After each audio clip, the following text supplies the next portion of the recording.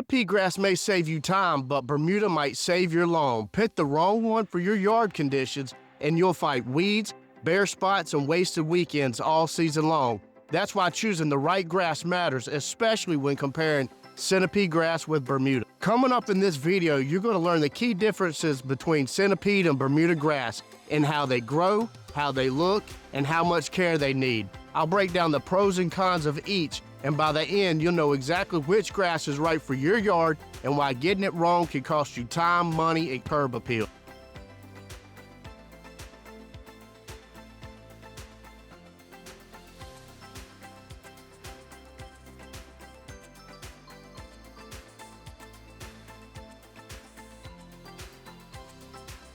Not long ago, we got a call from a client who was frustrated that the lawn was turning yellow and patchy. They had laid centipede side the year before without asking us, and on the surface it seemed like a good idea.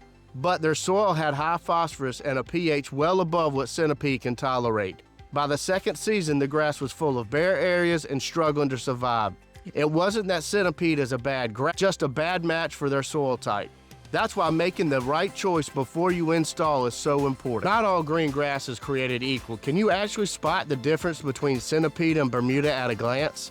Centipede has a lighter apple green color and a coarse texture. Its blades are flat and wide with a noticeable crease down the middle, and it spreads by stolons, those above ground roots. Bermuda, on the other hand, has a finer texture, and its color tends to be a deeper green or even blue-green depending on the variety. Bermuda also spreads by both stolons and rhizomes, which are underground stems.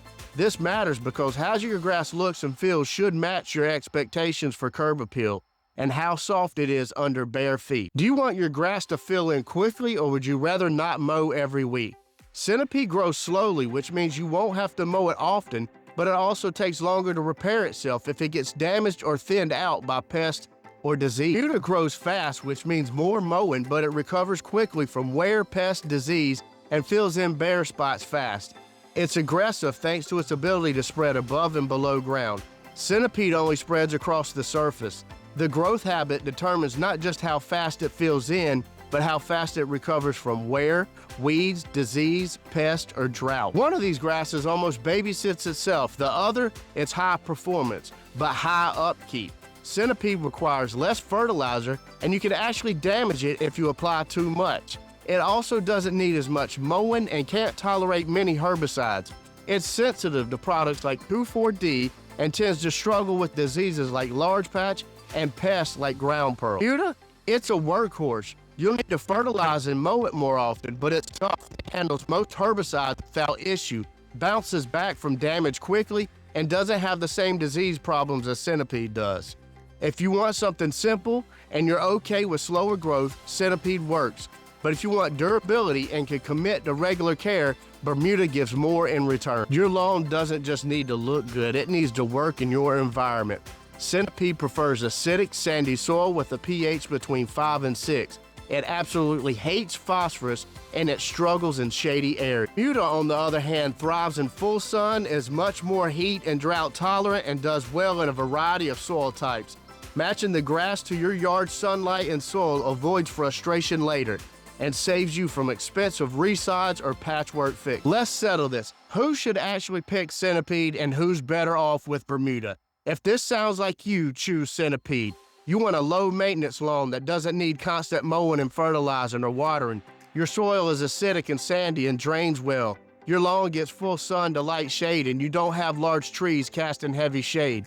You don't get much foot traffic in your yard, and you're okay with slower growth that takes time to fill in. You're also worried about over-fertilizing or using a bunch of products. Centipede thrives with. But if this sounds more like you, go with Bermuda. You want a lush, dense lawn that can handle play, pets, or frequent foot traffic.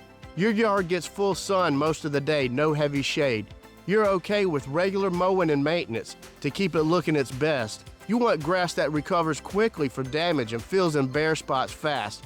You don't mind aggressive spread, or you're good at managing it, and you need strong summer performance. By now, you've got a clear picture of how centipede grass versus Bermuda stacks up, from the way they grow to how much effort they need. And if one of them sounds like a better match for your yard, your soil, and your lifestyle, then that's your answer. But here's the thing, picking the right grass is just the first step. What really makes a difference is how you care for it once it's in the ground. Each grass has its own set of rules, and if you follow them, you'll get the kind of results you're looking for. If you're leaning towards Centipede, I got a full video that walks you through everything: watering, fertilizing, mowing, and avoiding common problems. You can watch that one right here. Or if you pick Bermuda, I've got you covered there too, with a full breakdown to help you master the care and keep it looking its best. Check that one out right here. Click the link that best fits your grass, and I'll see you in the next video.